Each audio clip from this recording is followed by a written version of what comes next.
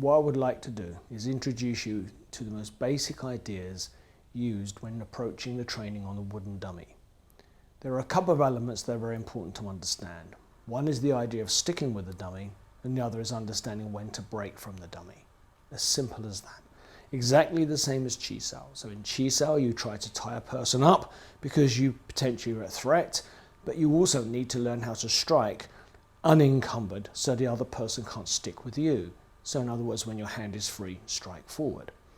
The basic idea of training on the wooden dummy is to encourage you to be able to continue your training, continue your progress when you don't have a partner. It is nothing more than that.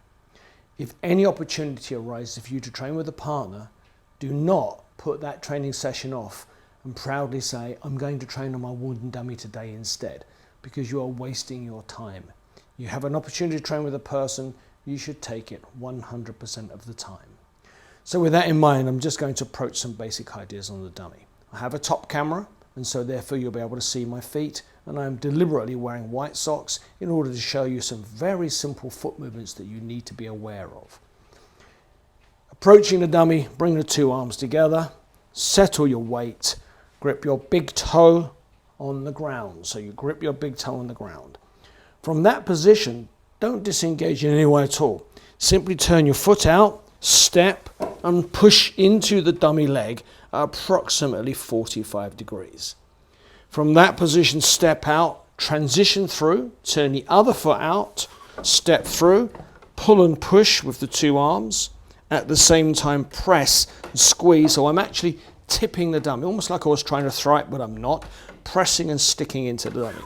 Step out, transition through the center, go to the other side. Step out, turn the foot out, step in. It's very important that you turn the foot out when you move into this position. From there, don't keep your feet in. Even if your feet are straight, it's not enough. Turn your foot out to about 45. This number comes up all the time. And approach at approximately 45. Your hands could be here, your hands could be here, here, anywhere, because in Chi Sao your hands will be in all kinds of different positions. But there's no point making a fuss and trying to worry about what you're going to do with your hands here. You're simply controlling and containing. Stick out, step across. Come back to neutral, step out, step across. Back to neutral, step out, come across. So in Chi Sao, you would exert pressure on a person and push them in some way and step and completely break their angle, which will give you a really good, strong starting position. The next of the movements that people do and make a huge fuss of, and they make a huge unnecessary fuss of, is the Bong Sao.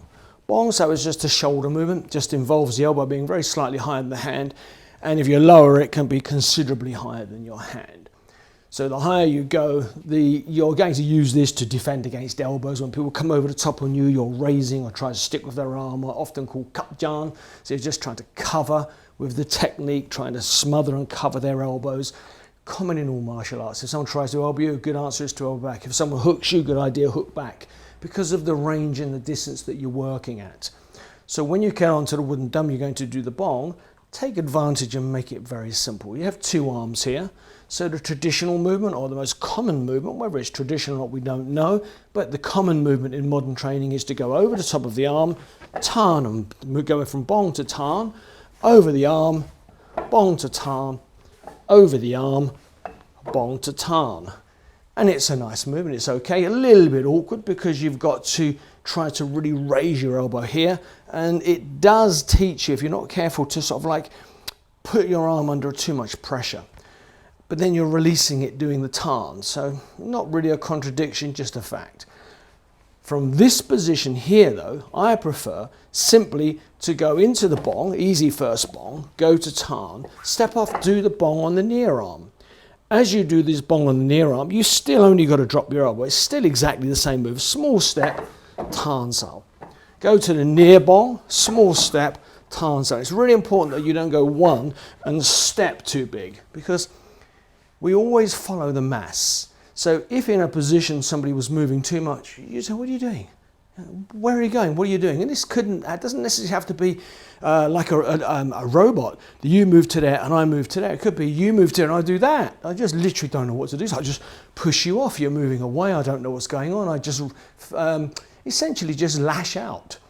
So from this position you go from the Bong, move small amount to Tahn, move to the Bong, small amount, Tahn, but the key point, nice high elbow for the Bong, don't go extreme, and then from that position simply drop the elbow and it lands perfectly in the Tahn. So despite the elbow and hand going away, because the Bong goes across and slides in, the bone here, the styloprosthesis of the ulna, this bone here, is almost in the perfect position, can you see, to do the Tahn.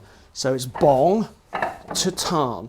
And then you can also go Bong to Tahn, Bong to Tahn. So you can take this out and do what they call a pao Bong, a casting or throwing Bong into the Tahn. Casting or throwing Bong into the Tahn. Casting or throwing Bong into the Tahn.